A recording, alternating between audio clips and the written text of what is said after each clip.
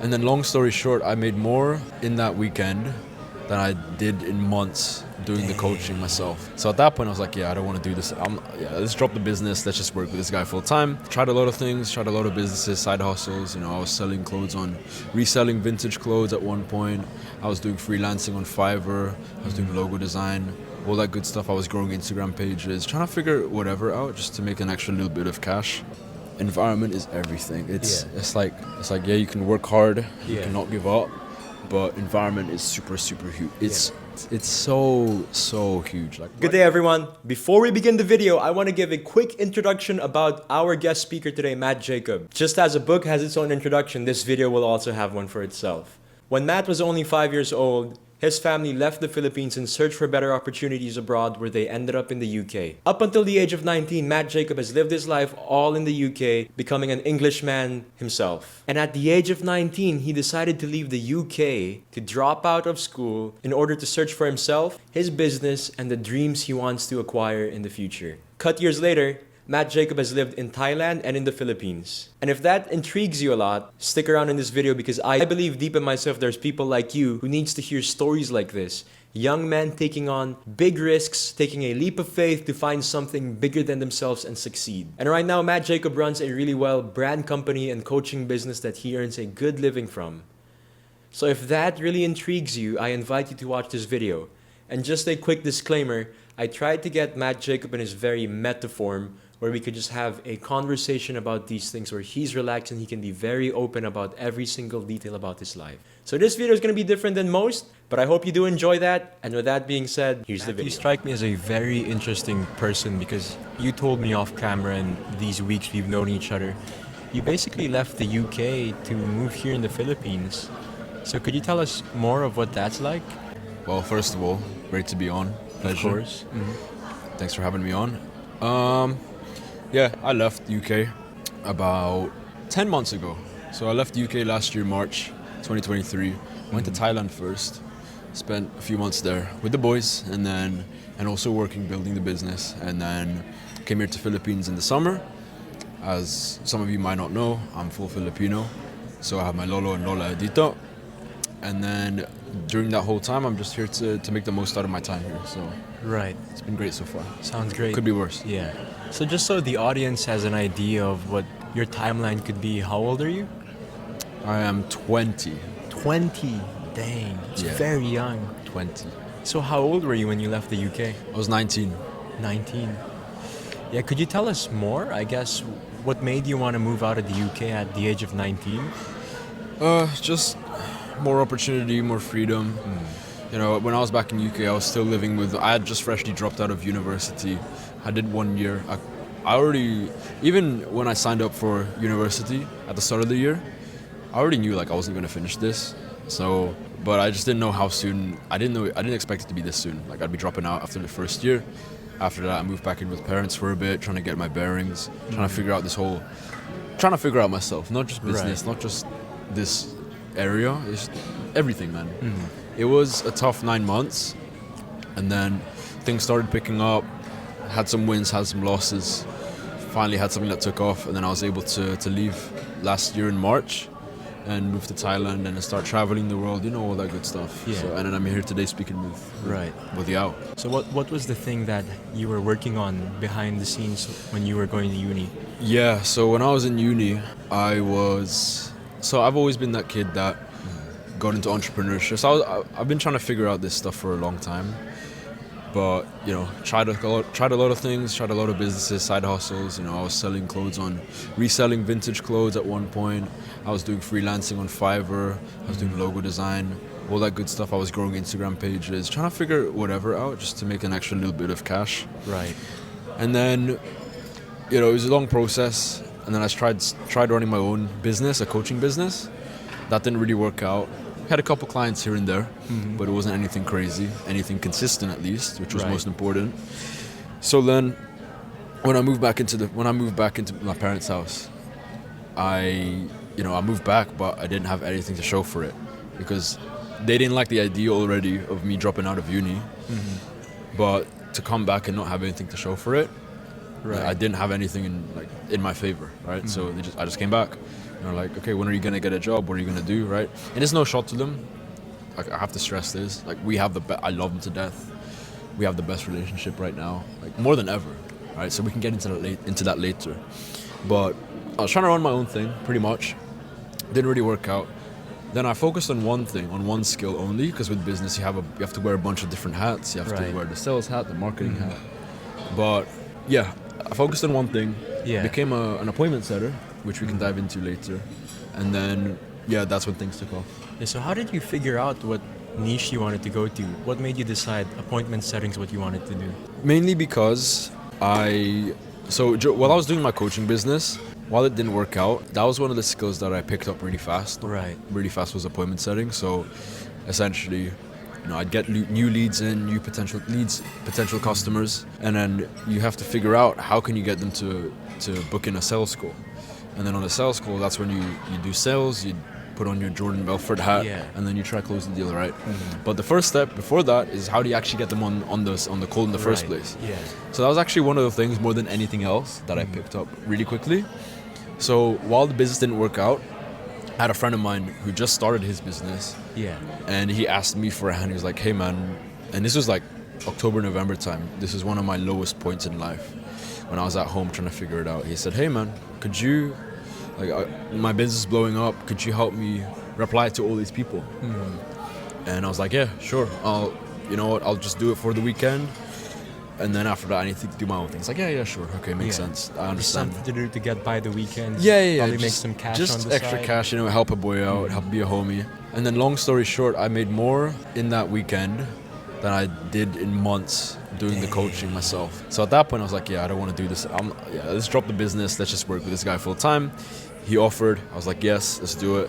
And then ever since then, I was his setter, his appointment setter. He was running everything else. And that's when things finally took off. Right. Yeah. Yeah. So being an appointment setter, I guess, what do you really do? Like, do you just set up appointments? It's in the name, dude. Just set up appointments. Because how it works, high ticket. So we're going to learn a bunch of lingo here. But if you're working for someone that sells high ticket means you're selling like expensive, like to the average person, expensive products. $2,000, $1,000 and up. People on the internet are selling like $10,000 coaching services, right? So when you go and buy that, as opposed to just your regular everyday stuff, you're not just gonna buy it on impulse, right? There's more of a decision-making process. Again, it's a longer time. So the way you do things around that sales process is a bit different. You need to get them on a call with someone who's an expert, like a salesperson, a closer, whatever, someone on the team. And then they're going to try to close the deal or persuade them to get in, right? Right. But before that, you need to realize, how can I get them on the call in the first place? So that's when the appointment setter comes in. That's where you step in. That's where I step in. I book it in for them. Right. I flood the calendar. And then the closer can do the rest of the job, the rest of his magic, right? And then how you actually get paid from that is usually it's commission basis. So if the deal closes, let's say it was like a $3,000 marketing package, the closer gets a percentage, like let's say 15%, and then the appointment setter gets a smaller percentage, but it's still something. Around like 5 to 10. But then, and then everyone wins. If you're selling a high ticket product, then that small percentage is also pretty big for one. And then that's not going to be the only. That's not going to be the only person that comes through, right? It's more clients are going to come through regularly, so it adds up quickly if you know what you're doing. Right. Yeah. So I'm curious now, because it just seems like you had a resurgence in terms of wanting to be independent, wanting to do your own thing. What was life like before that? I'd say I'd have to actually disagree. I think I wanted to do that I wanted to be independent for a long time. I guess as men, it's just that's how we're wired. We want to ultimately be free and do what we like on our own terms whenever we want. But I just didn't have, I couldn't do it before. I just didn't have the capability. So, sorry, but what was your question? Yeah, so I just wanted to digress and ask back. Since you mentioned this now, what was probably that one spark when you were like, okay, I guess appointment setting could make me a living? Well, it was when I made more on that weekend than when I did running my own thing. And it's not to say, because I'm not going to run my own thing. Right. I run my own thing right now. With things like this, with things like focusing on one high income skill, like appointment setting, sales, email marketing, whatever it is, one thing, that's more of a stepping stone to get your foot in the door, get some momentum, get some cash rolling, and then you can use the cash that you make from appointment setting or closing. Not only do you learn the skill, because skills pay the bills. Not only do you do that, you can also use the cash that you've earned to fund other ventures. Right. So with that being said, how much money did you save up and you realize, okay, I'm gonna move out and I'm gonna do my own thing? Yeah, so that's a good question because I didn't know at 1st. So what I did was I sought out like mentors, I read online, I did my research. Yeah. Because, in my family, I'm notorious for being like a last minute guy or Right. someone or spontaneous or someone who probably doesn't plan. I guess it's one of my vices is I don't plan all the way to the end. Yeah. Whereas the rest of my family are like Asian parents, right? They want to know everything you're doing, Yeah. what you're doing, how you're doing it. Especially if you come from like a Filipino family. Oh yeah, man! They want to know where you're at, what Yep. time. So And everything's got to be very specific, exactly. planned out. Yep, Yeah. yep. So I'm pretty notorious for that being in the family that I'm in. But this was like one of, if not the biggest times, me trying to figure something out and move out and become independent to an extent. Yeah. When I actually was super organized and I was planning everything to the end. Like I was locked in, bro. Yeah. I really wanted to make this happen, and I wasn't gonna make it happen if I was like spontaneous and kind of guessing, second minute. So, yeah, that's how it was. Yeah. Now I'm curious to see what was your upbringing like being in a Filipino family. That's, I guess, to give some idea to the viewers out there. Once you're in a Filipino family, you kind of have to conform to every single thing your parents want, right? Yeah, for sure. So my mom's Filipino, my dad's Filipino. He passed, but then my stepdad he's British. So, because I was from the UK, so yeah, most of our family, friends, and whatnot, relatives are Filipino. So I did grow up in a Filipino household for a good chunk of my life. Yeah. But yeah, I think the biggest thing, bro, is just trying to, you know how it is, right? If you're Filipino, either want you to become a basketball player, Yep. nurse, Doctor. nurse, or whatever. Or even like an engineer. An engineer. I think that's the popular the- choice these days. Yeah. That's the path. That's the path. And there's nothing wrong with it. Yeah. But if you wanted to do something else, if that's just not in you, then you kind of get shamed for that in a way, or they look down on you, or just look at you weird. Right. It's like, Anak, what are you doing? Well, yeah, they're just. It's in their best interest. You know? Yeah. They want to do it out of love. Yeah. I mean, of course, I guess it's a generational thing where they're kind It of is. just, they're used to a certain formula. Yeah, like at least 5 or 6 people I know in my friends, they're nurses. Yeah. Wow. A lot, That's maybe a even big more. family of maybe nurses, even more. bro. Maybe Yeah.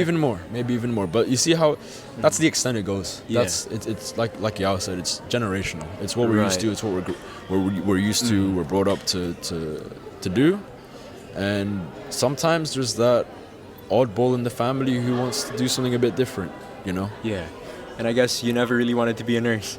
No. My dad was a nurse. My Yeah.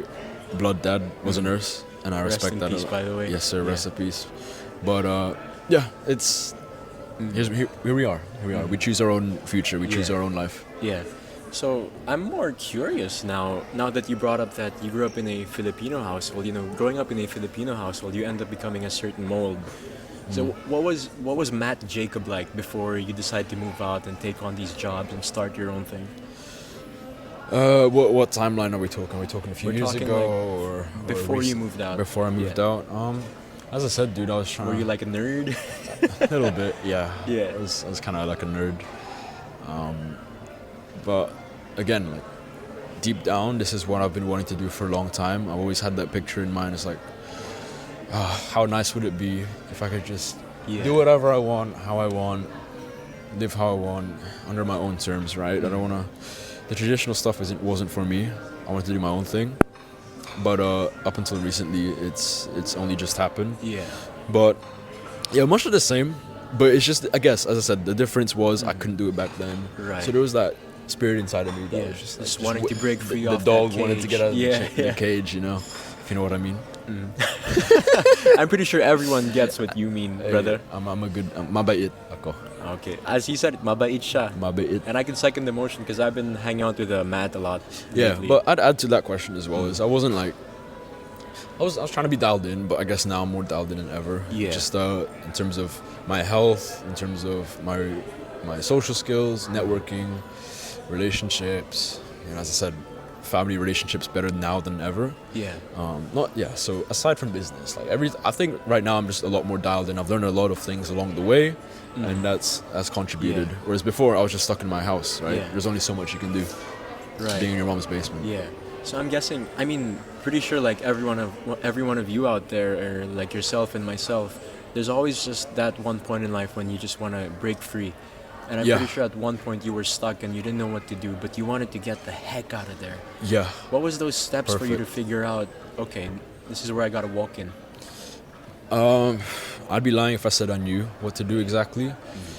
I think we all, to a degree, we know what we need to do. Yeah. But sometimes there's things that come in the way, so the path's not going to be straight. But I just figured out one step at a time, and then when opportunities come, I just took those opportunities.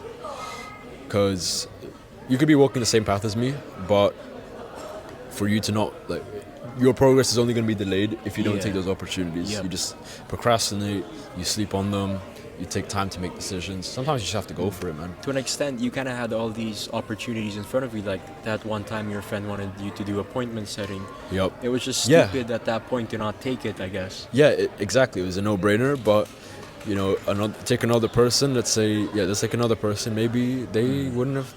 Maybe they would have come up with an excuse to not do it. Right. I'm too busy. I don't know, but Yeah. I took it.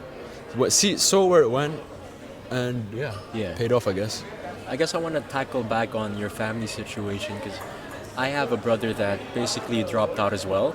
Yeah. How did your parents take it when you told them, Pops, Mom, I'm dropping out? So it's a funny situation because with most Filipino parents, or just like Asian households, you would be, what's the word? I don't know if chastise is the right word, but they'd look down on you. Like, they'd give you all sorts of problems. They'd Yeah. like, what are you doing in that? You need to come back. They'd throw a tantrum, right? Yeah. While my parents, my family weren't like still happy with it, they were like, okay, if you're gonna do this, if you're gonna drop out, at least get a job. Right. At least have some sort of plan. Yeah. Right. At least do something. Yeah. But the things they wanted me to do was the things they wanted me to do. Like I didn't want to do it. It was the traditional path: get a job, all that good stuff. So while they weren't completely opposed, well, they were pretty opposed, but 80% opposed, but 20% it's like, okay, fine, do your own thing, as long as you have a backup plan. Right. That's ultimately what it came Yeah. down to: backup plan. Did you But- have a backup plan when you were telling them you're going to drop out? Yeah, I was just like that kid that was like. Like, screw it. I Screw it was just mentality. like, oh, it's gonna work out. It's gonna work out. Yeah. Trust me. But they not trust me one bit. No good reason to, anyways. Yeah. So I see where they come from. I'm happy you brought that up, because I also came from a family when I moved out. I basically lied to my mom, and like yourself, my dad passed away at an early age. I told her, don't worry about me, I had things lined up, so everything will turn out great. But in reality, I lied in front of my mom's face that I didn't have any of that growing up. I had no backup plan, but here I am trying to figure it out. I know, cool. So I'm guessing we're kind of in a similar situation there. Yeah. So I think overall they didn't like the idea of me doing something that was different, Yeah, but they were like, as long as you have a plan, yeah, you get a job, you find work, Yeah. whatever it is, then okay, fine, you can do your Yeah. little business on the side. But I didn't want to do that still, and yeah. And that's the thing with change. It's just there's a process to it, and it's nothing that comes instantly, So I'm pretty sure No. to most people out there, it's one of those things where you can't. You gotta just go for it. you gotta just go for it.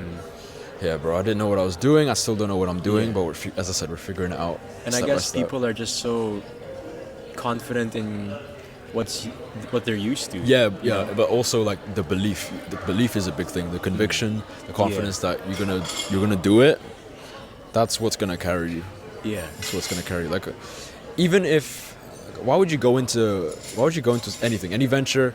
If you wanna, like, if you're in the position I was in a year ago, trying to move out. Let's say you have a big business you want to build, whatever it is, whatever goal you set your mind to. Why would you go into it being like, I'm not sure, or this might not work out? Because even if you have some tangible facts and evidence, it's not going to serve you. Just go with the belief system that serves you best. Yep. So a bit of delusion that comes into that. You're going to make it happen no matter what. You're going to figure out the rest. Yeah. But that's the first step. So at that point, you just gotta carry all of that on your shoulders and Yeah. keep walking, no? Yeah. I was listening to a podcast, and this super successful guy, and they were just asking, okay, for people who want to be successful, what do you need to do? What's the first step? The first step is, and I took this very seriously, the first step is knowing what you want. You have to at least know where you're going, because if you don't know where you're going, if you don't have a destination, then you're basically screwed. You need to at least know where you're going. Even just a vague idea, even if it's not believable right now or tangible, it's at least have an idea of where you want to go. And we were Because at least then that could direct you to something, right? Exactly. Yeah. And we were just at the cigar lounge, and we were speaking to an uber successful guy, Korean American guy. And he said the same thing too. Yep. He said the same thing. Success leaves clues. He said the same thing. Most people, the first step is knowing where you want to go, what you want to do, define that. But most people don't do that. They don't even know what they want to do. Yeah. And then the rest, you're going to figure it out.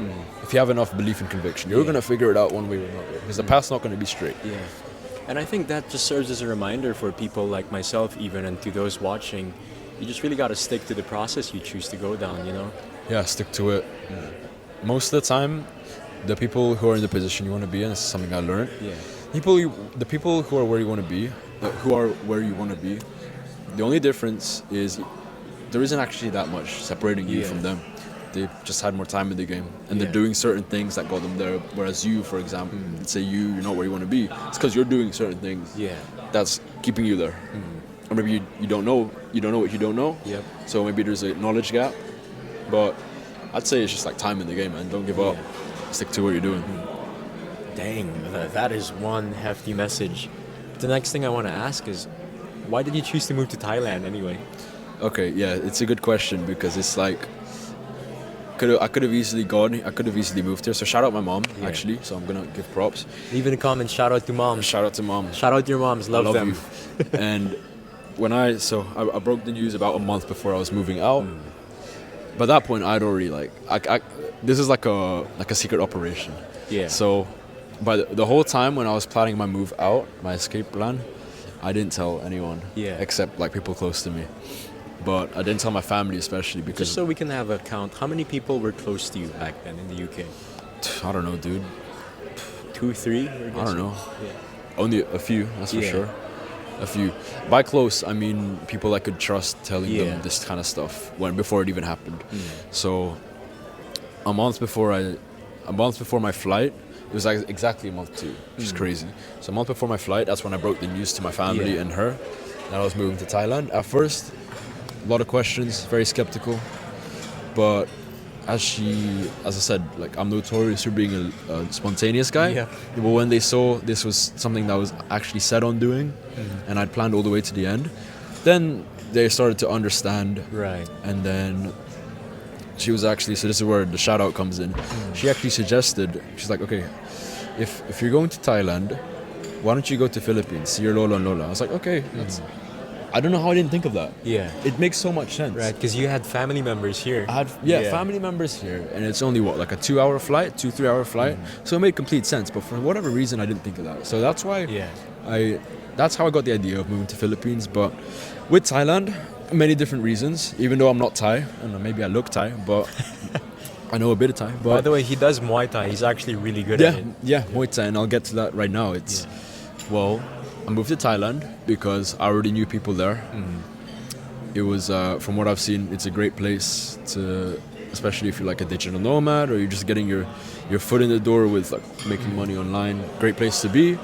I love the weather. I love the food. I love the culture. Yeah. I wanted to train Muay Thai beforehand. Now I train Muay Thai to this day. And no better place than Thailand, right? Yep, that's where you get it from the source, man. Yeah, man. So many different reasons came into it. So even though I'm not Thai, it made total sense. So you mentioned that you had friends over there. How did you meet those friends in Thailand before you moved there? Through just being in a couple networks and mentorships. So a big thing for me is investing in yourself. Right. Investing in your self-education, investing in your connections and whatnot.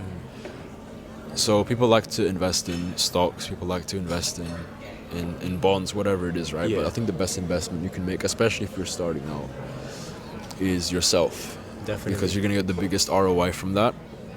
So, pretty much, I was in a couple networks, I had a couple mentors, and there were also people in those mentorship groups. Yeah. And yeah, just a lot of them were in Thailand, and they weren't just like your typical digital nomads, backpackers. You know them, Those you know them people are guys. actually, yeah. They try to save. I don't know, dude. I hate this type of people. They try to save an extra Yeah. $2 on papaya salad. That's not Yeah. how. That's not So how they're we really do trying to things. stretch their buck. They're trying Yeah. to stretch. Yeah, exactly. But these guys were killers. You know, they were on the same wavelength. Yeah. In business as well, yada yada.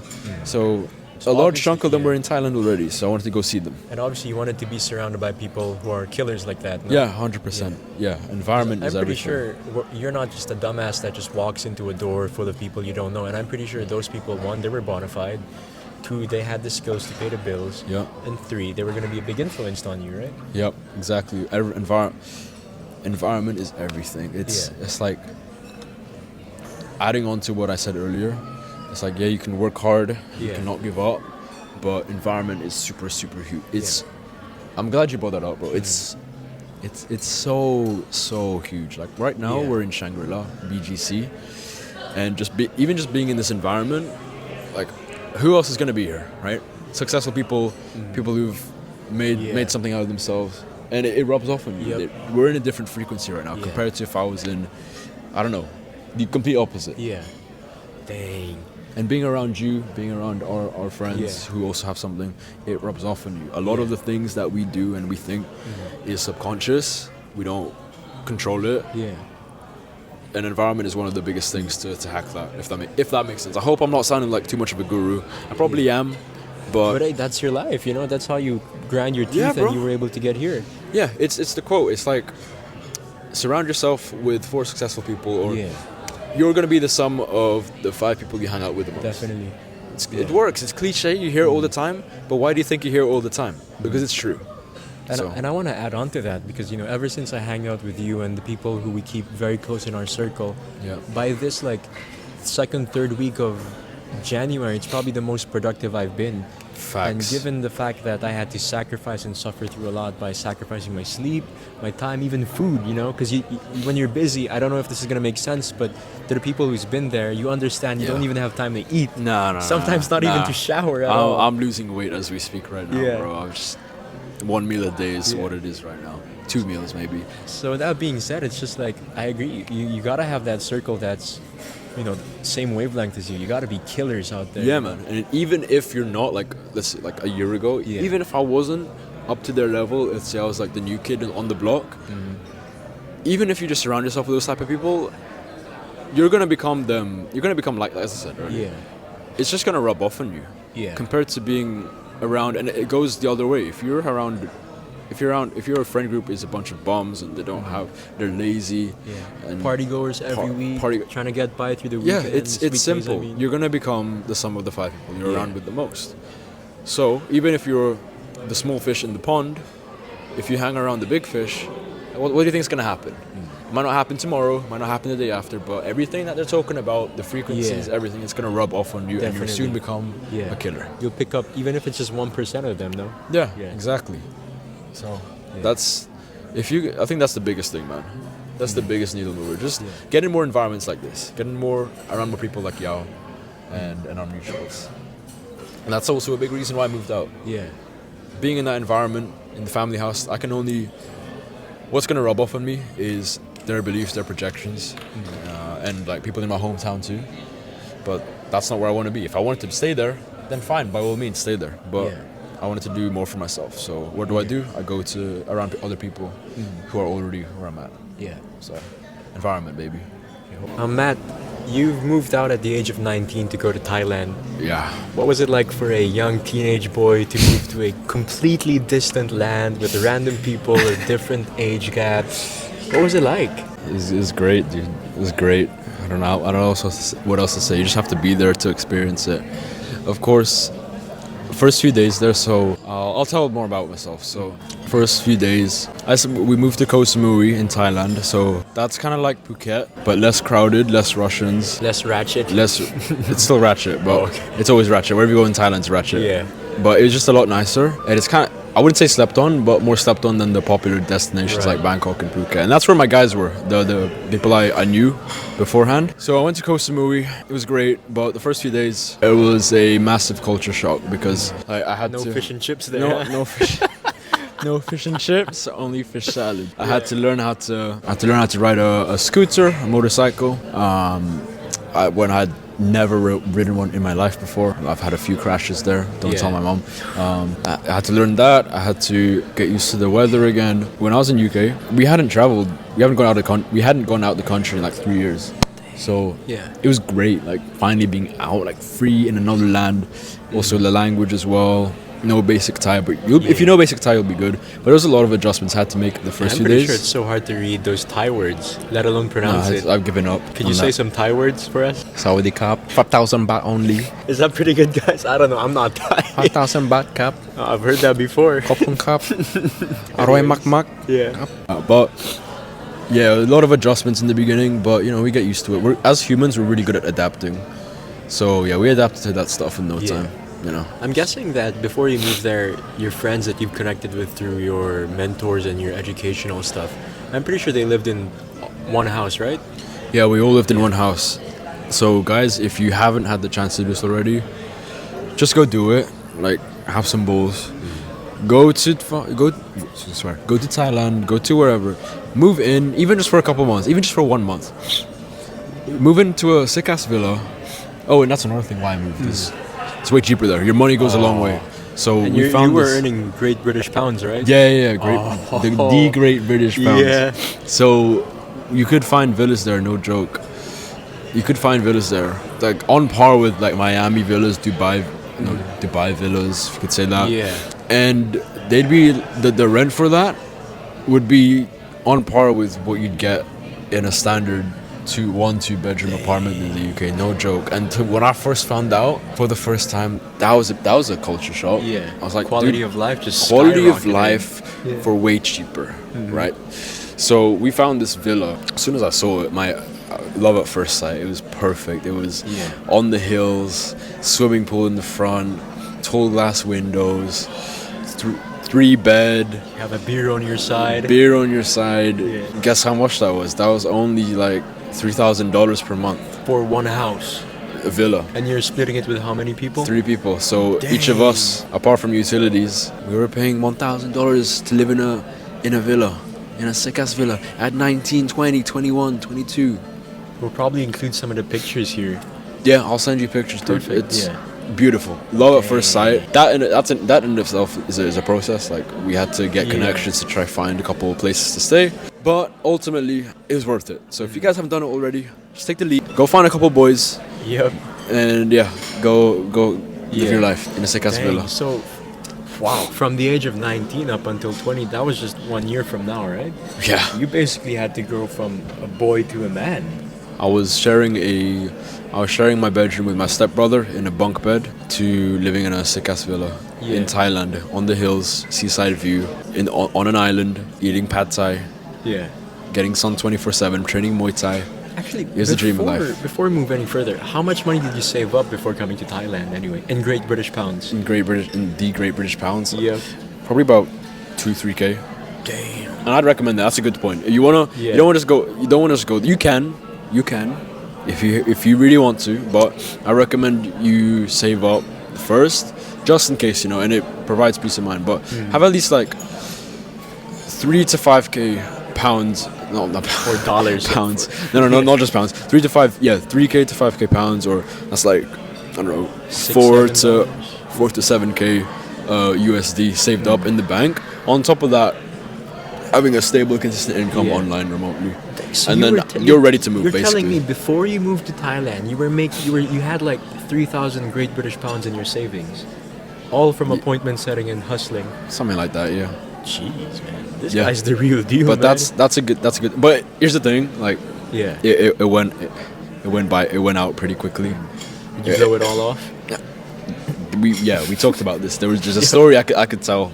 We'd love to hear it, man.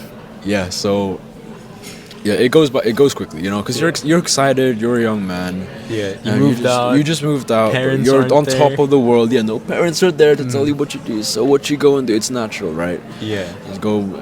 So in around 3 weeks to a month after and not many people know this. How you're blessed to be hearing this, but 3 weeks to a month after I just moved out, I basically blew almost all my money. Yeah. What did you blow it on, That bro? was, you know what? But they want to know, bro. Not me. I know what you did. You know what I blew? I'm joking. But yeah, man. I some bad deals. Massage. But no, it was. You know, I got comfortable. I got complacent. I was a bit too excited. I was overshooting my mark, and then before you know it, like I almost was no joke. I was almost close to zero in my account, which sucked. So that was a tough learning lesson. Yeah, I just it was stupid of me, but I learned from it now, and I try not to do it again. But And even when you were in Thailand, you were still doing appointment setting. yeah, I was still doing appointment setting, and also like on top of that, the month after. So this was April now. We were having a tough month with the company I was working for. Very, very, very tough month. Like way lower than what we're usually making. And March was a good month too. So that's how business is. Sometimes it's high highs and low lows. That's just the life we chose, you know. That's the life we If you chose. want to work a stable 9 to 5, you got to work this thing. Yeah, you know, suffer. but April for the company I was working with, it was a very tough month. We weren't making nearly as much as we could have been, and then that had, you know, that took a large hit on me too. Yeah. So at one point, bro, I was like, because I didn't want to. I hate asking for stuff. So in April, like mid-April, had close to zero in my account. I couldn't even afford food certain days. I literally had to starve myself. But yeah, I was I really hated for asking for stuff, especially the guys I was with. So I didn't want to ask them. I didn't want to ask them for help. I didn't want to ask them for more money. Like I was like, I'll go figure it out. I'll figure it out. Right. This is my fault. It's not on them. Yeah, you blew up your money. I blew my money. I have to pay for it now. But it was tough in the moment. Yeah. Bro, it was so tough, bro. Yeah. So I went hungry. Yeah. I went hungry. I couldn't go out. Couldn't buy food. I couldn't buy food. But that was a blessing in disguise, because that forced me to make this ebook, this e-guide. Did it in the span of like 48 hours. And then that's how I got my money back. I just sold this e-guide through my business, and then that was a blessing in disguise. But I'm not gonna do it again, hopefully. Yeah.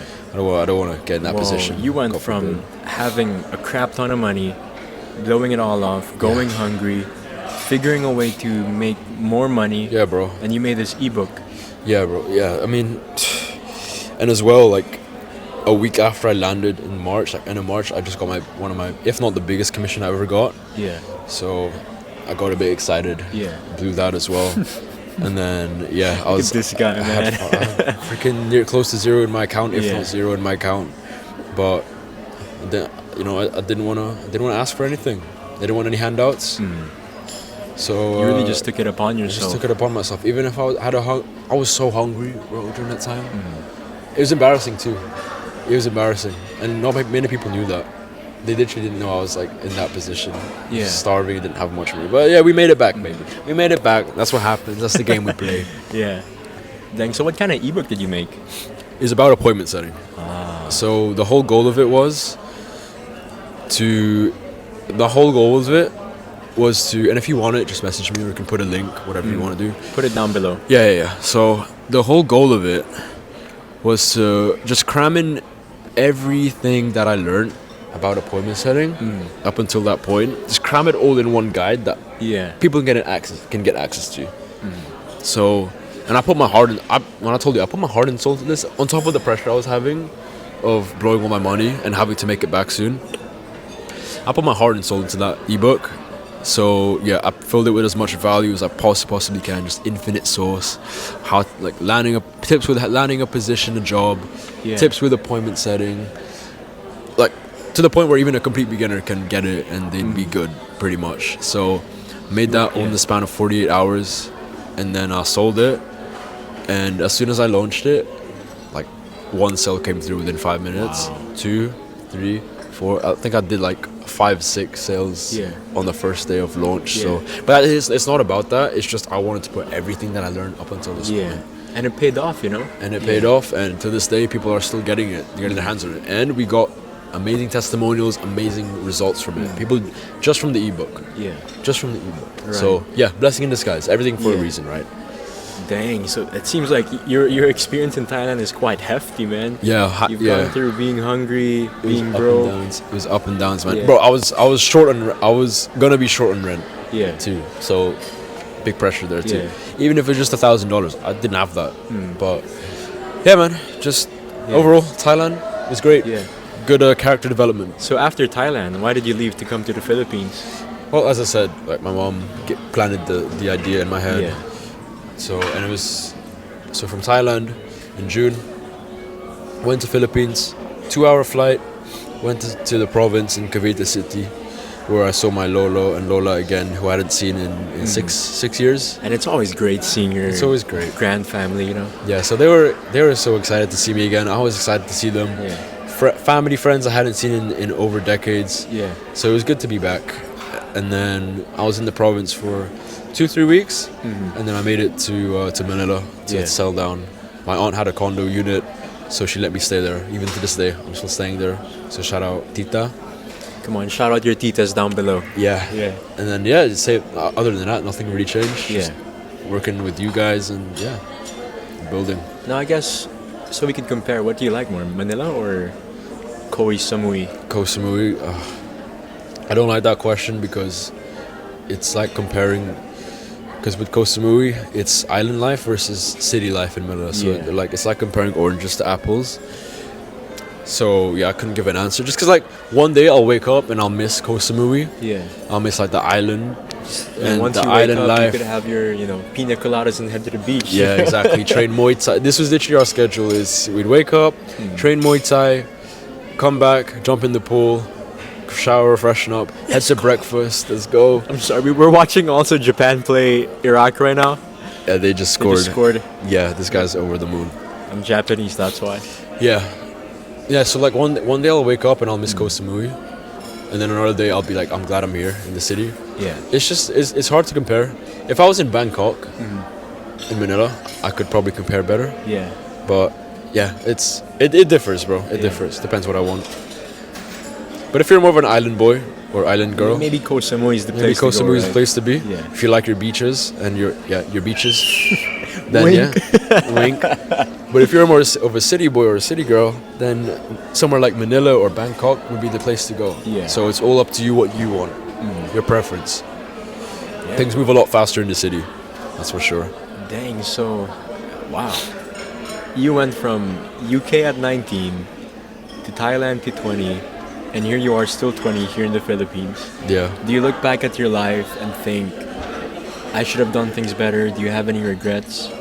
Not really, because I think everything happens for a reason, right? Yeah. Like even with me blowing all my commission and ended up not being able to even afford like $3-4 Thai food and being short on rent on 40 hours notice because of a stupid decision I made. That was for a reason. So everything for a reason. I don't really regret much, as of right now at least.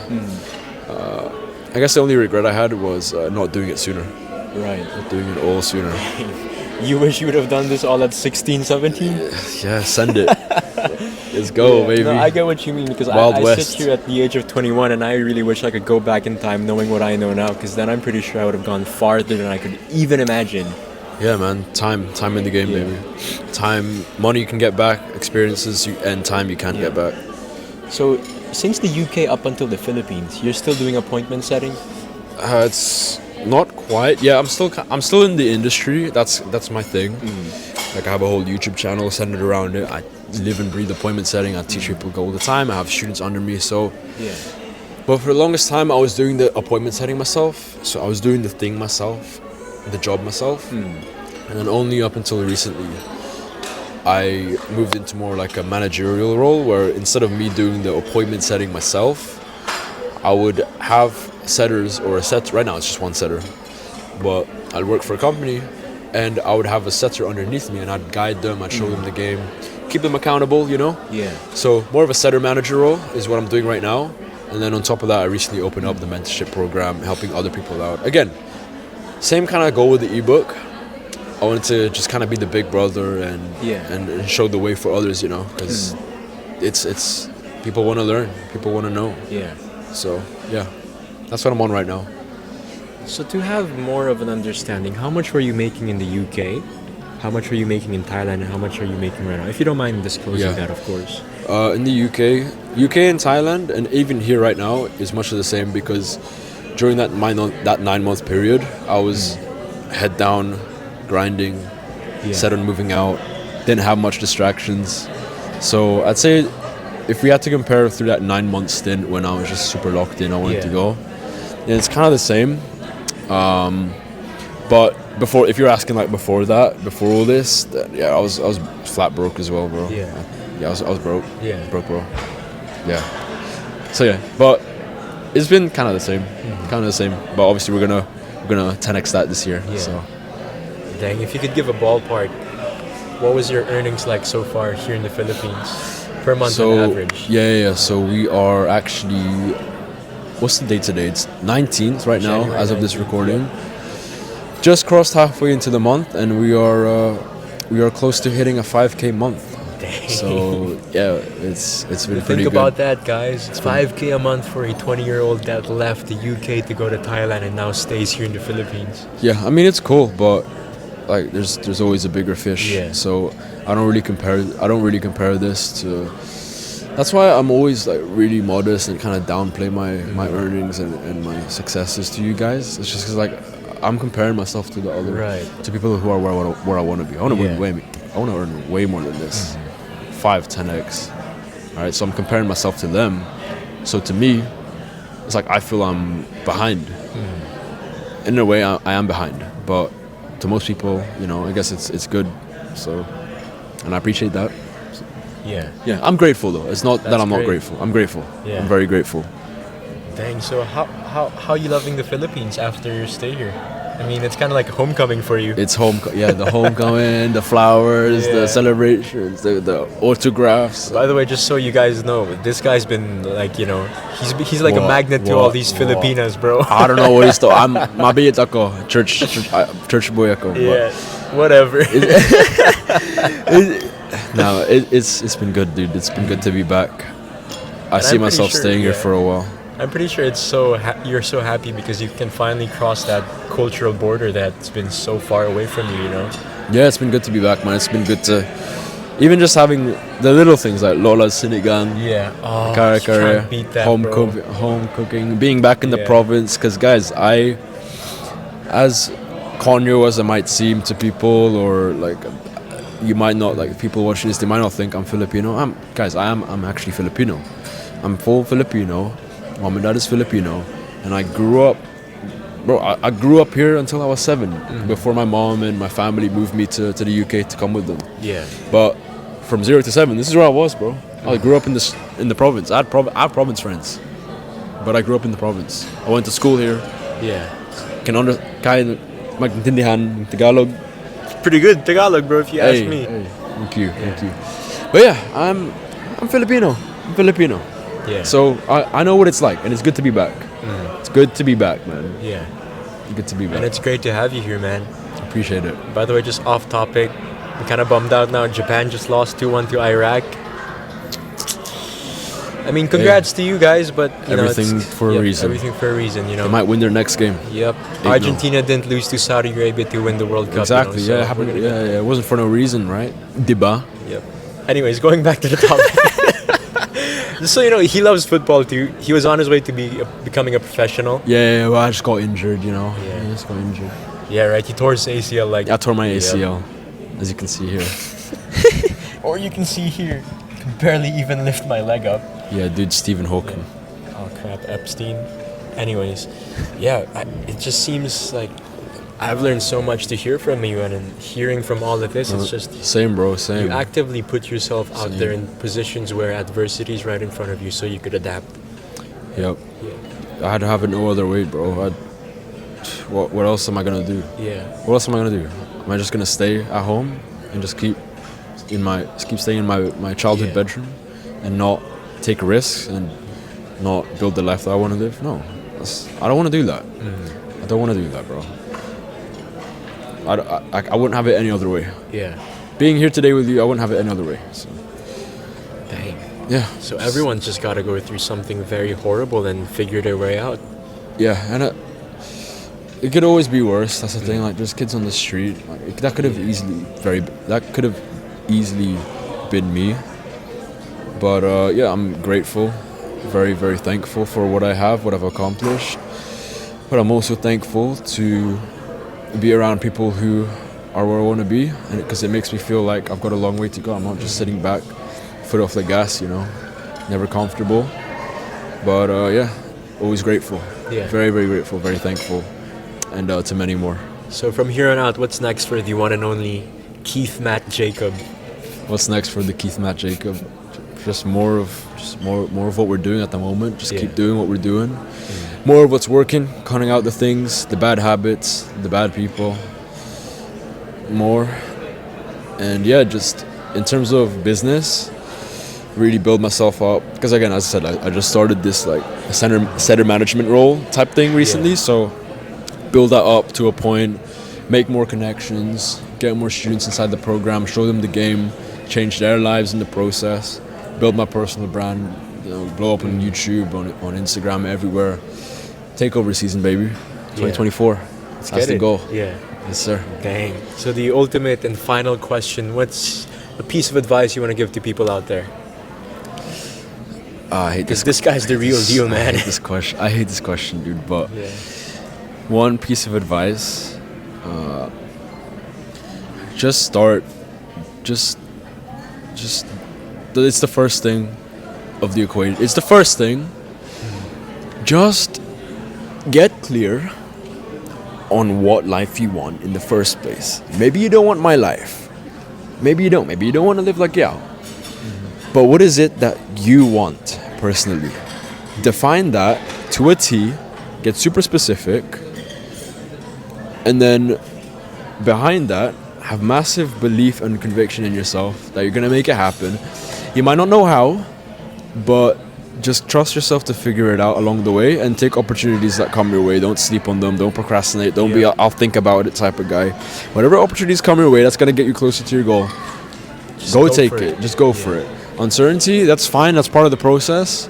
But the difference between the people that are where you want to be to where you are right now is they just rode with the uncertainty, just went with it, effed around and found out. So, but if I had to give one piece of advice, just if you don't know what to do, if you don't know where you want your life to be, get some sort of a picture, all right?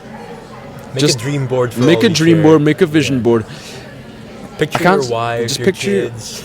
Exactly. Maybe you don't want wife and kids, whatever. Yeah. Just, I don't care who you are, I don't care what you want, as long as you're clear on it.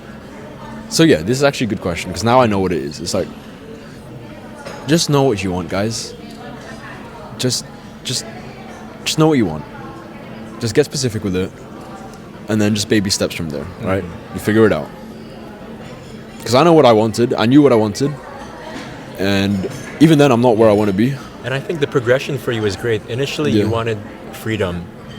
Now Yeah. you wanted 5x, 10x your 5. I want to take over. monthly, I want you to know? take over. 2024 is the takeover. So don't be surprised if we look back on this video and we feel all nostalgic and warm inside, because the And takeover this is is coming. also our way of being accountable with you guys out there, because I think just the first step is to put ourselves out there and do what we Yeah. actually say, practice what we preach. So if you haven't seen the video down below, we actually have to be a man of our word, because that's what a man should do.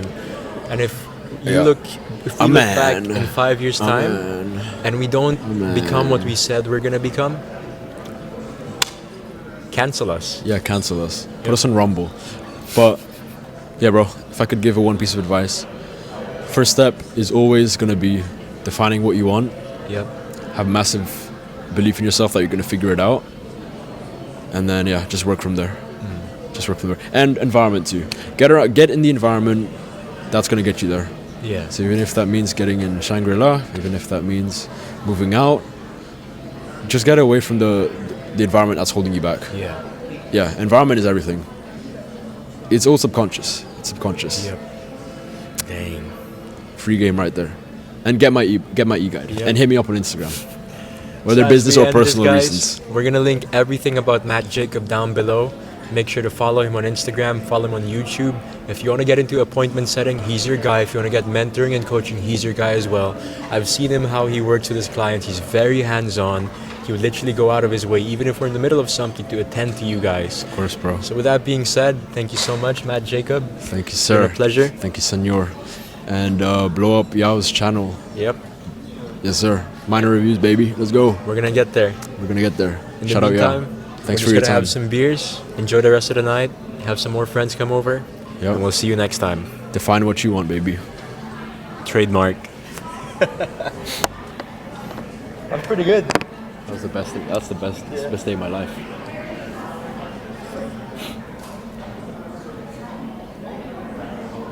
Fuck, bro, I'm not even kidding you. That was 27 minutes. It cut out? No.